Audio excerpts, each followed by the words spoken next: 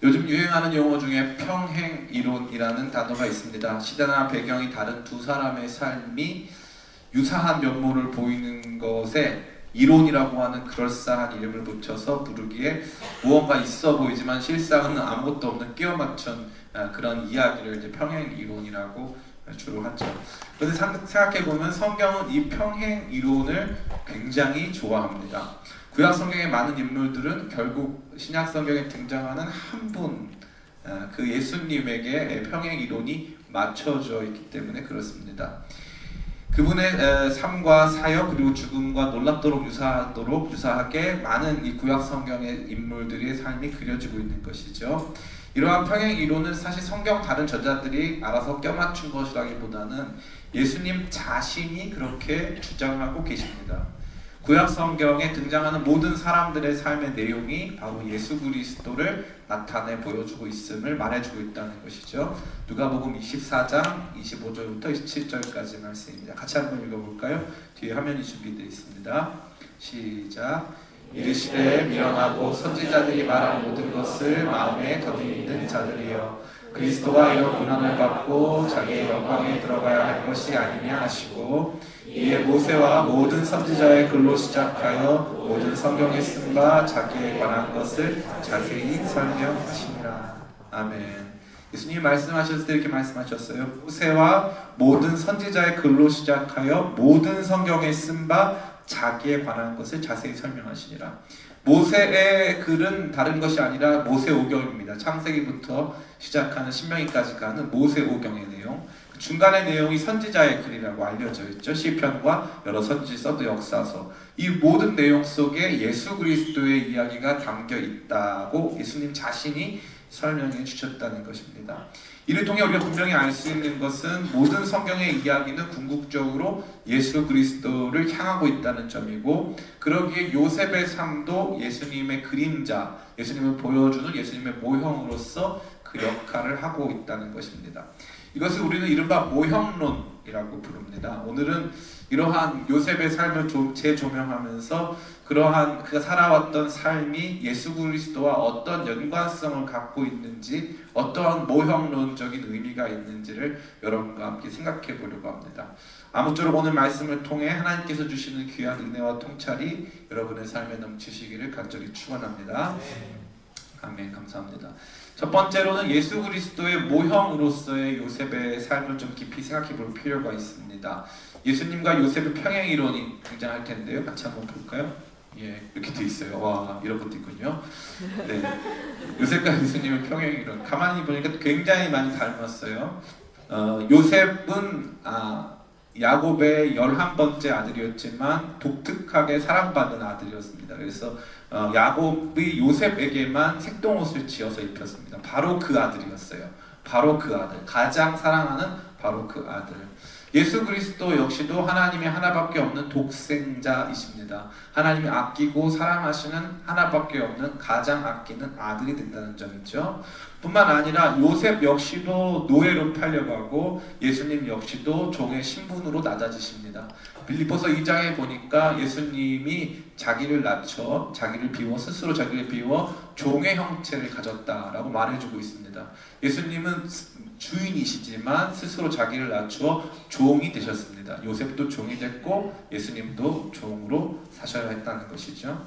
두 번째는 무고히 고소당하여 죄수가 됐다는 점이 유사합니다. 요셉은 잘못한 게 아무것도 없었어요. 보디발의 아내가 요셉을 유혹했지만 요셉은 그 유혹에 넘어가지 않았습니다. 넘어간 적도 없는데 이 과정에서 이 물리적인 저항 과정에서 찢겨진 옷이 증거로 작용해서 요셉이 무고히 갇히는 일이 벌어졌습니다. 뿐만 아니라 예수님 역시도 죄가 없으셨습니다. 죄가 없으신 예수님, 십자가에 달릴 만한 그 어떤 죄악을 찾지 못했기 때문에 당시 법정의 재판관이었던 빌라도 역시도 예수님이 무죄하다고 선언했지만 사람들이 예수님을 십자가에 달라고 했기 때문에 사람들의 여론을 쫓아 어쩔 수 없이 예수님을 무고히 피고인으로 만들어 예수님을 십자가에 달아야 했다는 것입니다. 또 우리가 볼 수 있는 점은 요셉이 총리 돼서 뭐가 됐다 그랬는데 요셉이 총리가 돼서 된 한 일은 무엇이냐면 다른 거 없고 요셉은 총리 돼서 사람들에게 양식을 공급해서 생명을 줬다 그랬습니다. 예수님도 마찬가지예요. 예수님도 오병이어 기적을 통해서 사람들에게 양식을 주었을 뿐 아니라 요한복음 6장에 보니까 사람들이 예수님에게 그 양식 더 달라고 예수님을 임금 삼으려고 했을 때 예수님께서는 나를 먹으라. 내가 곧 하늘로 내려오는 생명의 떡이라고 말씀해 주셨다는 것이죠. 그것은 다른 것이 아니라 예수님 자신이 우리 영원한 이 생명을 주는 영적 양식이 되심을 강하게 표현한 것입니다. 이를 통해서 우리가 분명하게 확인하게 되는 것은 요셉이 장차 오실 예수 그리스도의 모습을 상당 부분 닮아 있었고 그러한 모습을 보여주고 있다는 것입니다. 여기에서 우리가 보게 되는 거, 목사님 그렇군요. 예, 두 분이 많이 닮으셨네. 예. 네. 무섭네요. 말하기가 없어. 네, 제 목소리를 조금만 더 키워주시면 좋겠습니다. 두 사람이 너무 닮았네요. 예수님하고 요셉이랑 닮았네. 이렇게 생각하는 수준에서 멈춰 있을 수도 있다는 거죠. 근데 뭐가 닮았냐가 중요한 거 아니겠습니까? 단순히 예수님과 요셉이 닮았다 할 때 우리가 두 사람이 닮았네요 하는 걸 넘어서서 뭐가 닮았냐? 요셉이 당한 일과 예수님이 당하신 일이 닮았다는 거죠. 이게 중요한 포인트입니다.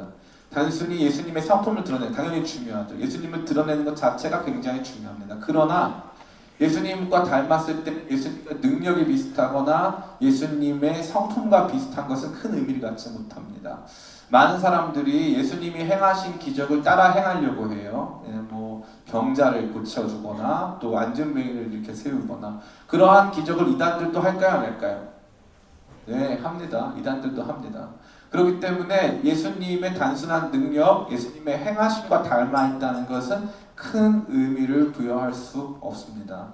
더 중요한 것은 예수님께서 이 땅에 오시기 거의 2000년 전에, 거의 1800년 전에 이 요셉의 삶은 앞으로 임하실 예수님께서 구체적으로 당하시고 그분이 보여주실 삶의 내용을 많은 부분에서 미리 보여주고 있었다는 것입니다. 그렇다면 이것은 저와 여러분에게 무슨 말을 해주고 있는 걸까요? 그래서 도대체 이게 무슨 말이라는 것입니까? 우리가 지난 오늘까지 6주 동안 청년 요셉 이야기를 나누어 봤어요.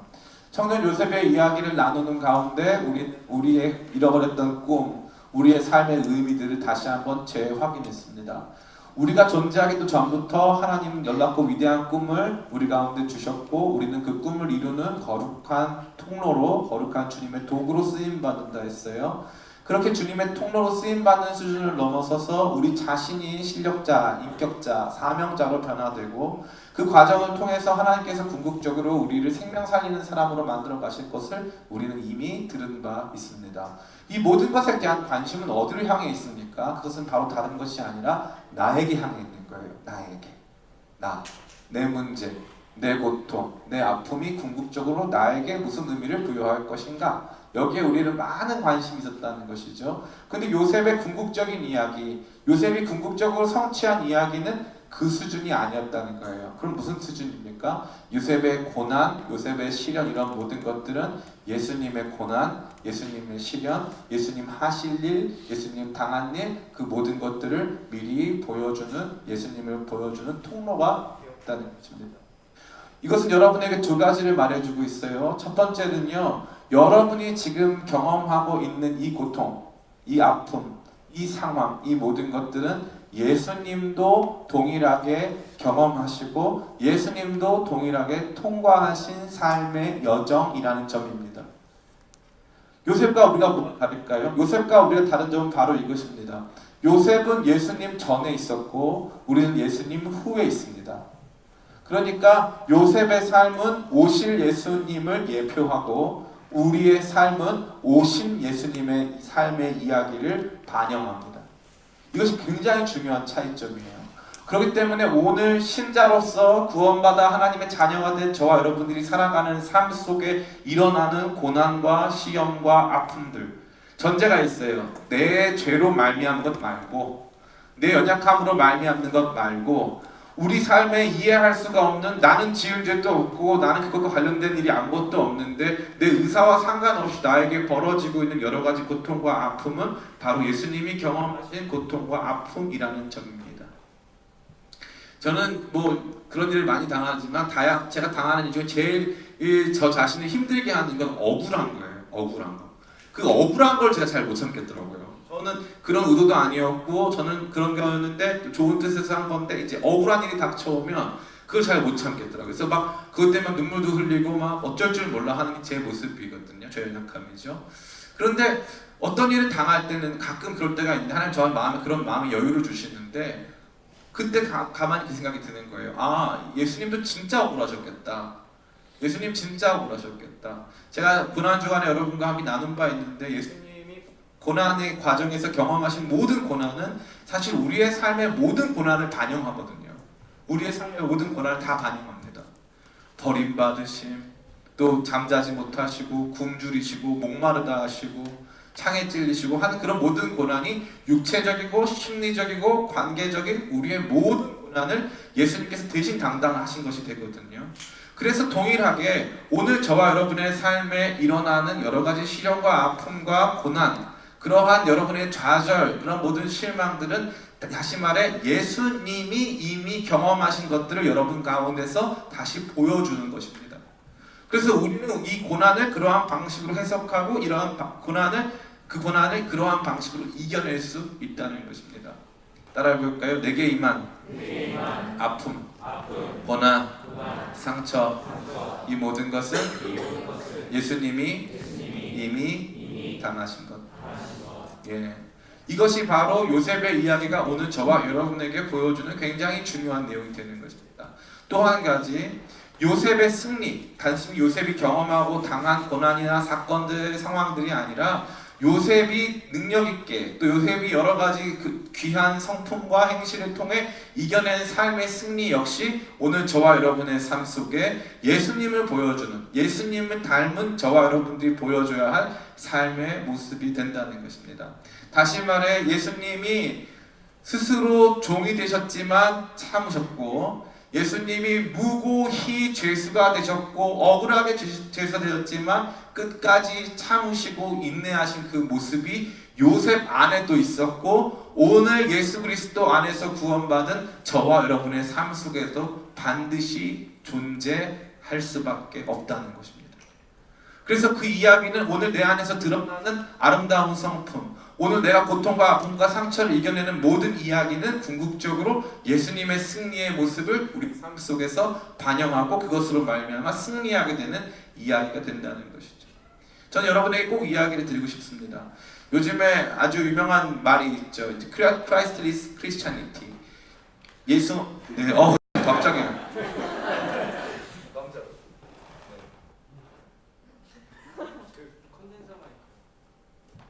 네, 감사합니다. 예, 또 바뀌었네요.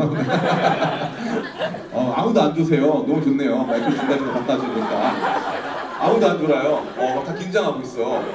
이런 모습 처음인 것 같아요. 너무 좋습니다. 중간중간 마이크를 바꿔야 되겠네. 감사합니다. 사실 저도 목소리가 크기 때문에 마이크 없이도 할 수 있지만 여러분을 위해서 제가 목소리를 아끼는 것 때문이 아니라 여러분을 위해서 이 마이크를 사용하고 있습니다. 이거 어디까지 있죠? 아, 좋습니다.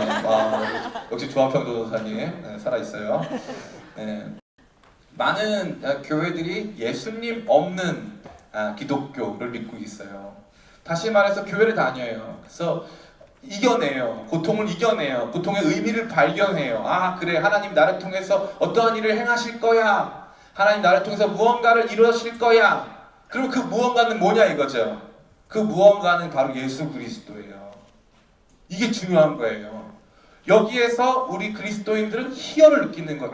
그렇구나. 그렇구나. 우리에게 중요한 것은 뭘까요?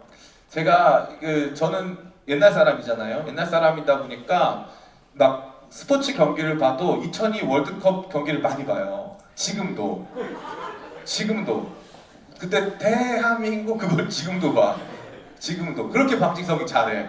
은퇴한 지가 5년 됐는데. 그렇게 박지성이 잘하고 그렇게 재밌어요. 무슨 말이에요? 결과는 정해졌어요? 안 정해졌어요? 정해졌어요. 다 여러분 천국 갈 거예요. 결과는 정해졌단 말이에요. 그럼 뭐가 중요한 거예요? 그 결과가 어떻게 이루어졌는가가 중요한 거 아니겠습니까? 이게 제일 중요한 포인트거든요. 많은 성도들이 이걸 모른다 이거예요. 과정에서 시름하고 과정에서 넘어져요. 아, 나 지옥 가나 보다, 나 망하나 보다, 나 끝나나 보다, 나 거저되나 보다, 가난해지나 보다, 나는 의미 없는 존재가 되나 보다, 난 끝났다. 거기에서 멈춰 있으면 절대 안 끝나요. 따라하니까 나는 절대 망하지 않는다. 왜냐면 우리는 말이 아니기 때문에 망하지가 아니에요. 절대 망하지 않아요. 망할 일이 없어. 말이 아니니까. 우리는 절대 망하지 않습니다. 감사합니다. 대단한 것도 아닌데 이렇게 귀한 반응 은혜가 넘칩니다. 우리 망하지 않아요. 근데 중요한 건 무슨 생각을 하냐 하면은 우리가 우리의 삶의 시련이나 아픔이 다가올 때 이것을 해석하는 방향이 문제예요. 방향이 뭐 철저히 나 중심이에요. 하나님 궁극적으로 내 안에서 이루어가신 것 예수 그리스도의 이야기예요. 고난을 통해서 우리가 묵상하게 되는 것 예수 그리스도의 이야기예요. 그 고난을 이겨낸 우리의 삶 속에 남는 것 예수 그리스도의 성품과 그분이 행하신 일이 남는 거예요. 예수 그리스도가 남는 거예요. 그게 다예요. 그게 과정의 핵심인데 이거는 별로 안 중요한 거예요. 그냥 내 삶에 일어나는 과정 속에서 어떻게 극복할 것이냐 한 번 한 번 그때마다 다 성공의 이야기 그때마다 해결의 이야기 다른 걸 원해요. 하나님은 그렇게 생각하지 않으세요. 하나님은 이미 우리를 예수 그리스도 안에서 그분의 자녀로 인치셨고 이미 우리를 구원하시기로 결정하셨어요. 그렇기 때문에 우리 삶에 일어나는 여러 가지 문제들은 별로 중요한 문제들이 아니에요. 그러나 그 문제들이 우리를 아프게 하고 힘들게 하고 우리를 괴롭히죠. 그때마다 우리는 인내하고 참아내고 억울한 일을 견뎌내야 되는 것이죠. 그런 모든 과정들은 예수님이 이 과정을 겪으셨구나. 마치 요셉의 이야기가 예수님의 이야기 속에 투영되는 것처럼 예수님의 이야기가 우리의 이야기 속으로 들어오는 거 아닙니까? 뿐만 아니라 예수님께서 이겨내시고 요셉이 이겨낸 그 내용이 우리 안에 일어나서 우리도 요셉처럼 이겨내잖아요. 우리도 예수 그리스도의 십자가 고난과 승리를 우리의 삶에서 경험하는 거잖아요. 그게 바로 그리스도인 신자된 저와 여러분들의 삶의 모습입니다. 청년 요셉은 청년 예수 그리스도를 반드시 보여주게 되어 있습니다. 그럼 누구에게 보여줍니까? 나 자신에게 그리고 세상에게. 우리의 삶은 바로 그것이 있는 거죠. 만약에 우리가 청년 요셉이라고 하는 시리즈를 5편에서 마쳤다. 그러면 그걸 뭐라고 부르냐면요. 처세술이라고 불러요. 처세술. 삶을 해석해내고 삶의 이야기에 대해서 의미를 부여하고 고난을 극복하는 내용이 되는 것이죠. 그건 처세술이에요. 그건 저만 얘기하는 게 아니에요. 요즘에 최근에 굉장히 이 유튜브에서 알려진 이 조단 피터슨이라고 하는 전 하버드 대학교 심리학과 교수님이 계세요. 조단 피터슨 교수님이 자기는 무신론자라고 하는데 많은 무신론자라고 하는데 거의 이분 반은 신자예요. 반은 신자예요. 근데 이분이 계속적으로 하는 얘기가 있어요. 삶에는 고난이 있다. 고난은 우리 가운데 늘 주어진다. 그 안에서 최선을 다하면 된다. 많이 듣던 얘기인데요. 조던 피터슨 교수님이 목사님 청년 요셉 시리즈를 들었나 봐요. 그럴 일은 전혀 없어요. 전혀 없어요. 조금만 고급스러운 생각들을 하는 사람들은 이러한 삶에서 일어나는 여러 가지 무작위적인 삶의 우연들을 어떻게 이겨내야 되는 것인지에 대한 지혜를 갖고 있어요. 그러나 우리 그리스도인들이 다른 점, 우리 그리스도인들이 완전히 그것과 다른 점은 다른 것이 아니라 바로 하나님께서 우리의 삶을 통해 예수 그리스도를 우리 자신과 세상 가운데 나타내길 원하신다는 거죠. 우리 안에 일어난 고난과 아픔, 슬픔, 상처 모든 것들 예수님이 지나가신 거예요. 예수님이 이미 이겨내신 것. 그렇기 때문에 예수님의 그 승리가 우리 가운데 있어서 우리가 그것을 이겨내는 것입니다. 우리는 우리 자신의 능력으로 이겨내는 것이 아니에요. 많은 사람들이 기독교인의 승리를 어떻게 생각하냐 하면은 궁극적으로 내가 힘을 받아가지고 내가 열심히 노력해가지고 내가 이겨낸다? 그게 아니에요. 몸도 마음도 연약하나 새 힘 받아 살았네. 우리는 하늘로부터 임하는 거룩한 새 힘을 받는 것이죠. 그 거룩한 새 힘은 무엇입니까? 예수님께서 이미 고난과 아픔을 다 이겨내셨다는 거예요. 뿐만 아니라 그 주님이 지금도 내 안에 계셔서 나로 고난과 아픔을 이길 힘을 주신다. 그래서 우리의 삶 자체가 예수 그리스도를 보여주고 우리 안에 일어나는 모든 사건들이 예수님이 경험하신 그 사건을 보여주고 십자가를 보여주고 있다는 것입니다. 그래서 예수님이 이렇게 말씀하시죠. 누구든지 나를 따라오려고는 자기 십자가를 지고 나를 따라와라. 이것은 많은 의미를 함축하고 있어요. 많은 의미. 많은 성도들의 삶에도 그러한 자기 십자가가 있어요. 그럼 문제가 뭡니까? 어떤 사람들이 있냐면요, 예수님을 따라가지만 철저히 자기 어젠다, 자기 이야기 속에 살아가는 사람들이 너무나도 많아요. 다시 말해서 내 고통은 내가 만든 고통이에요. 내 갈등은 내가 만든 갈등이에요. 모든 갈등과 고통, 어려움과 상처의 중심에 내가 있었어요. 그렇기 때문에 나는 한 번도 나 자신을 벗어나서 살아본 적이 없어서 내게 일어난 고통은 결국 내가 해결해야 될 내 몫에 불과했던 것이에요. 그럼 거기엔 십자가가 없어요. 미안한 말씀이지만. 그 뭐가 있어요? 요셉은 한 번도 형들을 미워한 적이 없어요. 요셉은 거기 가서 죄수로 잡힐 만한 일을 한 적이 없어요. 요셉의 말은 늘 이런 거였어요. 내가 어찌 큰 악을 행하여 하나님 앞에 득죄하리요. 자기는 하나님 앞에 살아가는 사람이에요. 하나님 위해서 살아가다 보니까 어떻게 됐어요? 배척당했어요.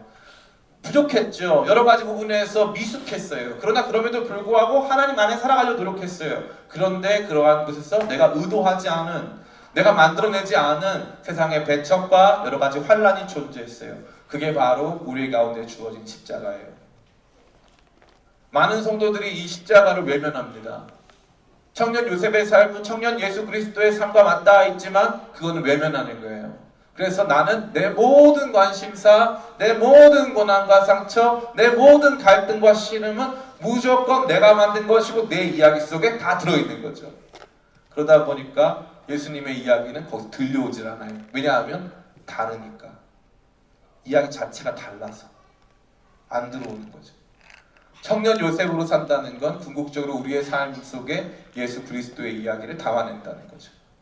그러고 나서 어떻게 되는 거죠? 이겨내죠. 무엇 때문에 이겨내죠? 예수 그리스도께서 그 고난과 아픔과 상처를 믿음으로, 그 고난과 아픔과 상처를 인내로 승리하셨기 때문에.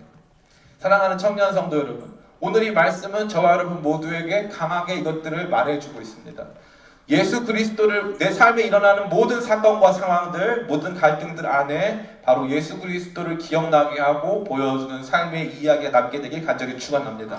뿐만 아니라 여러분이 그것을 극복하고 이겨내는 가운데 이것을 극복하고 이겨낼 힘이 누군가가 준 지혜나 누군가가 나에게 주어진 여러 가지 해법들이 아니라 오직 예수 그리스도 안에서 믿음으로 인내하며 기도하는 가운데 그분이 주신 능력과 지혜로 이김으로 말미암아 내 안에 일어난 승리가 바로 예수 그리스도께서 십자가를 이기시고 부활로 승리하신 그 내용이 되기를 예수님의 이름으로 축원한다는 것입니다. 두 번째 내용입니다. 예수님과 요셉이 이렇게 닮아 있었다면요, 또 재미있는 것은 두 번째로 예수 그리스도를 위해 또 다른 준비를 했던 또 다른 요셉과 창세기 요셉이 닮아 있어요. 창세기 요셉과 닮아 있는 사람, 마태복음 요셉. 굉장히 많이 닮아 있어요. 우리가 아까 읽어봤죠. 오늘 아까 본문은 같이 찾아봤으면 좋겠는데 요한복음 1장 45절. 요한복음 1장 45절입니다. 같이 한번 읽어볼까요? 시작. 빌립이 나다나엘을 찾아 이르되 모세가 율법에 기록하였고 여러 선지자가 기록한 그 일을 우리가 만났으니 요셉의 아들 나사렛 예수니라. 아멘. 이 말씀 굉장히 중요하죠. 누구의 아들이라고 되어 있어요? 요셉의 아들이라고 되어 있어요. 명시적으로. 근데 그 앞에 뭐라고 되어 있어요? 그 요셉의 아들은 모세가 기록하였고 모든 선지자가 기록했대요. 그러니까 이 요셉의 아들은 예언된 바로 그 아들이신데, 메시아이신데 요셉의 아들로 예언됐다는 거죠. 이 참 굉장히 어려운 내용이 될 수 있는데 제가 간단하게 설명을 좀 드리기를 원합니다. 우리가 여기서 보게 되는 또 다른 평행 이론이 바로 창세기 요셉과 마태복음에 등장하는 예수 그리스도의 법적 아버지 요셉과의 평행 이론입니다. 특별히 여기서 요셉이 예수님의 아버지로 언급되는데 이것은 바로 성경을 성취한 것입니다. 역대하 5장 1절부터 2절입니다. 여기서 우리가 주목해야 될 부분은 바로 주권자는 유다에서 났으나 이 부분이에요. 주권자, 다시 말해서 주님은 유다 지파 출신이라는 거예요. 예수님은 무슨 지파 출신입니까? 유다 지파 출신이에요. 예수님은 유다 지파 출신이에요. 다윗은 어디 지파 출신입니까? 유다 지파 출신입니다. 하나님은 이 유다 지파에서 왕이 태어날 것을 강하게 말씀하셨어요. 이스라엘 우리나라랑 똑같이 남북으로 분열되어 있었습니다. 남북으로 분열되어 있는데 북쪽은 유다를 제외한 11지파의 결속체였어요. 그런데 이 유다 지파는 남유다라고 해서 한 지파 혹은 베냐민까지 치자면 1.5지파 정도가 하나 되어 있는 상황이라고 볼 수 있습니다. 그러한 가운데 남유다는 왕조가 한 번도 바뀐 적이 없어요. 단 한 번도. 다윗의 아들로부터 왕조가 끊어진 적이 없습니다. 언제까지? 예수 그리스도가 오실 때까지. 그래서 예수 그리스도의 주권자로서의 내용을 성취한 것은 예수님께서 유다 지파로 오셨다는 사실이에요. 많은 분들이 창세기를 다 읽다 보면 이래요. 아니 유다는 한 게 아무것도 없잖아요. 그죠? 유다는 예수님 팔았어요. 예수님 팔았단 말이에요. 유다는 한 게 아무것도 없어요. 그런데 요셉은 한 게 너무나도 많아요. 예수님을 보여주는 사람이에요. 근데 요셉은 예수님은 유다 지파지 요셉 지파가 아니거든요. 잘 생각해 보세요. 요셉 지파는 하나입니까? 두 개입니까? 두 개예요. 요셉 지파는 므낫세, 에브라임 두 지파입니다. 두 지파예요. 그래서 특정 지파 어느 쪽에서 태어나신지 그건 중요한 문제가 아니에요. 두 번째 문제. 여기 이 말씀이 그 해법을 제시하고 있는데 그것은 무엇입니까? 이렇게 되어 있어요. 르우벤은 장자라도 그의 아버지의 침상을 더럽혔으므로 장자의 명분이 이스라엘의 아들 요셉의 자손에게 돌아가서 족보에 장자의 명목대로 기록되지 못하였느니라. 그 무슨 말입니까? 예수님이 장자가 되기 위하여서 요셉이라고 하는 사람의 아들로 태어나신 거예요. 이게 제일 중요한 문제예요. 예수님의 주권은 유다 지파로부터 오고 예수님의 장자권은 요셉으로부터 오는 거예요. 그 두 가지를 어려운 말로 따라해볼까요? 다중성취. 이 두 가지를 동시에 성취해 주신 내용 속에 요셉이 들어있는 것입니다. 이 소름돋는 구성, 제가 썼지만 좀 아닌 것 같은데 이 소름돋는 구성이 바로 하나님께서 역사를 만들어 가시는 내용이었습니다. 어찌됐건 이러한 요셉과 마태복음에 등장하는 예수 그리스도의 아버지로서의 요셉은 매우 강한 평행 이론을 보여주고 있습니다. 창세기 요셉과 마태복음의 요셉 평행 이론 한번 볼까요? 첫 번째는요, 두 사람 다 순결한 사람이었어요. 보디발의 아내가 그를 유혹했지만 그는 넘어가지 않았어요. 창세기 요셉은. 마태복음 요셉은 마리아와 정혼하였지만 동침하지 않았어요. 마리아와 정혼하였지만 동침하지 않았어요. 두 번째 참 재밌는 건데 창세기 요셉도 꿈을 꿨잖아요. 그죠? 그러면 이 복음서에서 꿈이 제일 많이 꿈이 제일 뿐만 아니라 꿈이 유일하게 기록되어 있는 복음서는 마태복음입니다. 이 마태복음에서 꿈을 제일 많이 꾸는 사람이 누굴까요? 다른 사람이 아니라 바로 요셉입니다. 마태복음 2장 13절 같이 한번 읽어볼까요? 13절부터 15절까지 같이 읽겠습니다. 시작.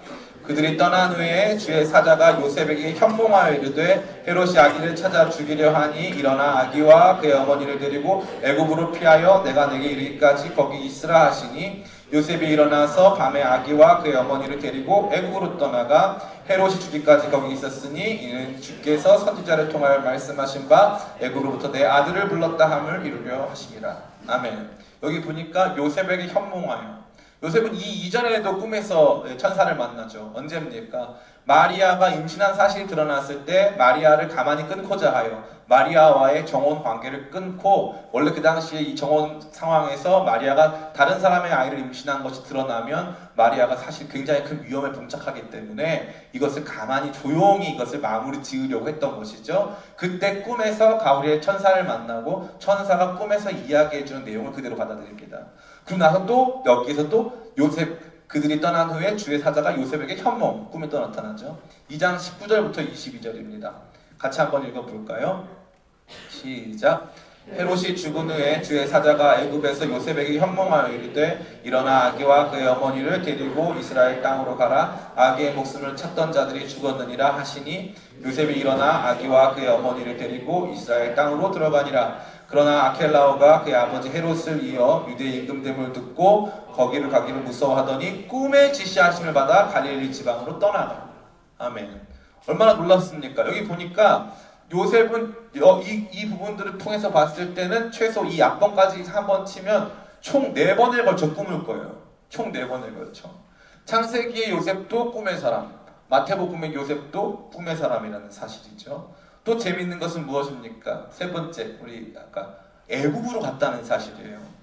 창세기의 요셉도 자기 의사와 상관없이 도망쳐서 혹은 팔려가서 애굽으로 갔고, 마태복음의 요셉도 도망치다가 애굽으로 갔어요. 애굽으로 갔죠. 거기서 무슨 말하면 내 아들을 애굽으로부터 불렀다 하시는 말씀을 성취했죠. 그래서 요셉은 둘 다 애굽으로 갔어요. 더 재밌습니다.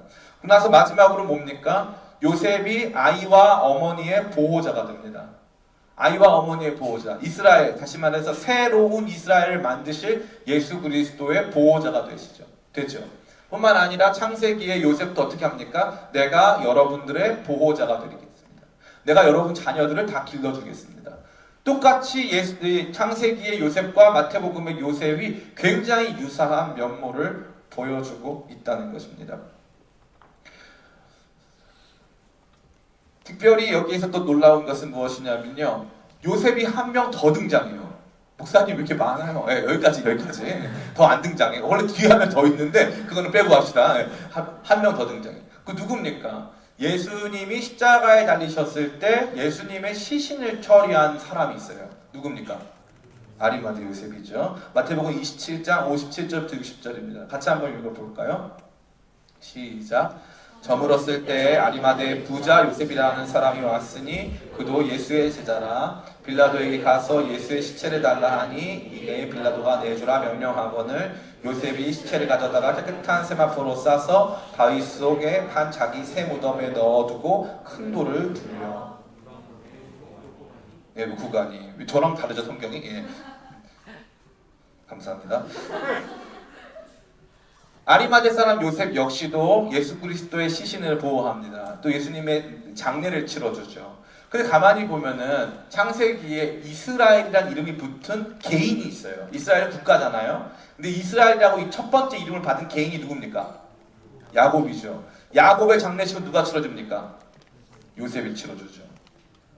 구약 성경에 창세기에 등장하는 이스라엘의 장례식을 요셉이 치러주듯이 새 이스라엘의 출발자가 되시는 예수 그리스도의 장례식을 아리마대 사람 요셉이 치러줍니다. 이것은 무엇을 보여주죠? 첫 번째, 창세기의 요셉이 예수 그리스도를 닮아 있었다고 생각한다면 예수 그리스도께서 당하실 일들을 그가 현실적으로 경험하고 예수 그리스도께서 경험하신 삶의 승리들을 그가 이루어낸 사람으로서 저와 여러분들에게 많은 교훈을 주고 있다면, 마태복음에 등장하는 요셉은 예수 그리스도와 그분의 백성들, 그분의 사람들의 보호자가 되고 있다는 사실이죠. 그분의 보호자로서의 모습을 보여주고 있다는 거예요. 자기의 아들이에요? 아니에요? 아니죠. 자기의 족보를 이어받지만 자기의 아들은 아니에요. 근데 이 아기와 어머니 마리아를 위해서 그는 그 아이를 필사적으로 보호해서 애국까지 데려가죠. 거기서 꿈을 계속 꿔요. 이 꿈의 사람, 마태복음에 나타나는 이 꿈의 사람 요셉은요, 계속적으로 이스라엘을 보호하는 역할을 합니다. 창세기에 등장했던 요셉이 70명이 같이 애국으로 내려가거든요. 그래서 나중에 거기서 요셉의 보호 속에서 몇 명까지 되죠? 200만 명이 됩니다. 200만 명. 70명이 내려가서 400년 뒤에는 200만 명이 되는 숫자로 증가하는 것이죠. 요셉은, 창세기에 등장하는 요셉은 그와 같은 모습으로 다른 것이 아니라 하나님 백성의 보호자요, 하나님 백성을 지속적으로 지켜주고 그들을 발전시켜주는 사람으로서 그려주고 있는 것입니다. 마태복음 역시 마찬가지입니다. 예수 그리스도께서 이 땅에 오셨을 때, 아직 아기 예수셨을 때 그 아기 예수를 붙잡아주고 그 아기 예수를 보호하고 그 아기 예수가 자랄 수 있는 형편을 제공해주는 사람이 바로 요셉이 된다는 거죠. 그렇기 때문에 오늘날 청년 요셉으로 살아가기로 결단한 저와 여러분의 삶 속에 우리가 가져야 될 두 번째 마음은 무엇이냐 하면, 우리는 교회와 하나님 나라의 보호자, 교회와 하나님 나라의 건설자의 삶을 살아야 한다는 것입니다. 이것이 요셉이 보여준 건강하고 위대한 모습이 될 수 있다는 것이죠. 요셉은 자기가 어떠한 삶을 살아야 되는지를 분명히 잘 알았어요. 자기가 총리가 됐지만 내가 총리가 된 것은 하나님께서 당신들의 자손을 이 땅에 두시려고 나를 먼저 보내사 나를 총리로 삼으시고 당신들의 생명을 구원하게 하셨습니다. 이게 바로 요셉이 생각한 자기 인생의 의미예요. 자기 인생의 의미. 여러분의 삶도 마찬가지예요. 주님의 몸된 교회 안에서 살아가면서 주의 몸된 교회 안에서 이 교회를 지켜나가고 하나님 나라를 함께 세워가는 거룩한 보호자요, 거룩한 건설자의 삶으로 주님께서 그러한 청년 요셉으로 저와 여러분을 불렀다는 것이죠. 여러분의 삶의 문제가 해결되어지고 여러분이 남들이 가질 수 없는 크고 위대한 삶의 자리에 앉게 되고 거기에서 많은 성공과 많은 재물을 얻게 되면, 그러면 무슨 이야기입니까? 그건 세상이 말해주는, 아까 말씀드렸던 처세술이에요. 세상이 말해주는 성공담에 불과합니다. 거기에 멈추고 있는 사람들이 너무나 많아요. 교회 안에 또 이런 사람들이 적을까요? 많을까요? 엄청나게 많아요. 교회 안에 돈 많은 사람들 아주 많습니다. 교회 안에 사회적으로 성공한 사람들 아주 많이 있어요. 그런데 교회가, 주님의 몸된 교회가 아파하고 주님의 몸된 교회가 시험과 어려움을 당할 때 마치 마태복음에 등장하는 요셉과 같이 하나님의 지시하심을 받아 주의 몸된 교회를 붙잡고 그를 보호하며 애굽까지 내려갈 수 있는 사람은 많이 없다는 것이죠. 오늘날 한국교회 현실이 그렇습니다. 가난한 교회의 현상이라는 것이 있어요. 교회 안 나가겠다는 거죠. 예수님은 믿겠다. 그러나 교회는 안 나간다.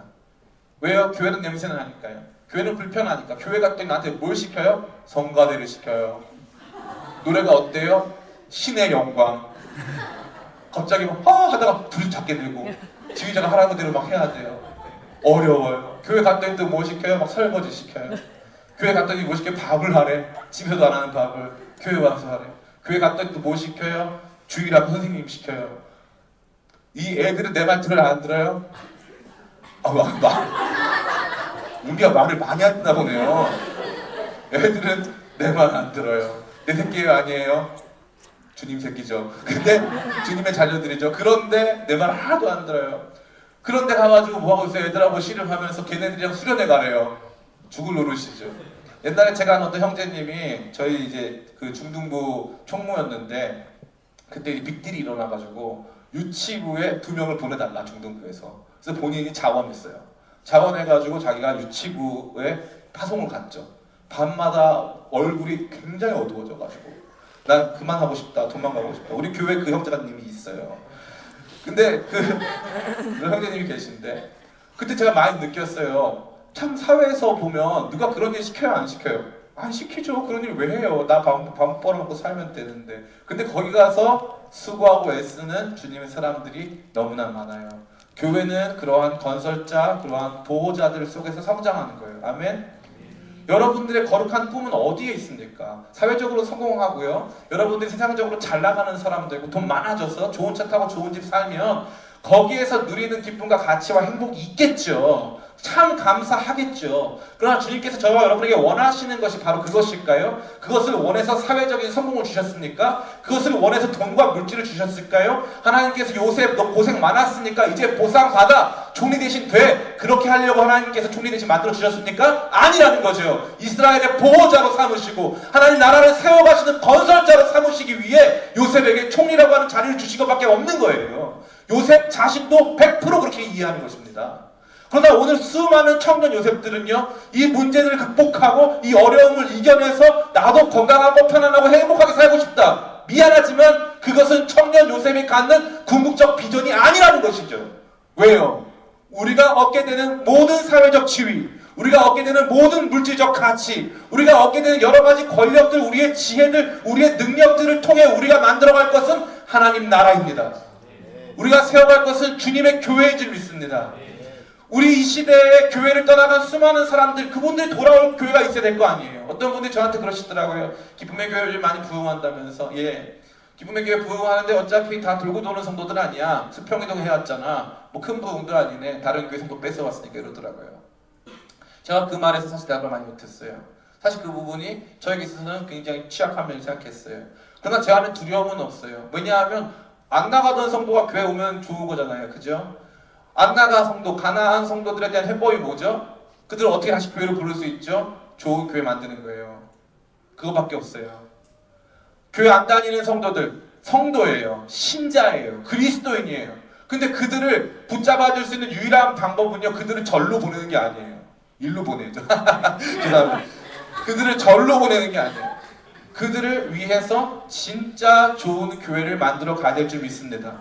사랑하는 성도 여러분, 청년 요셉 여러분 기도하면 문제 해결 받을 거예요. 아멘?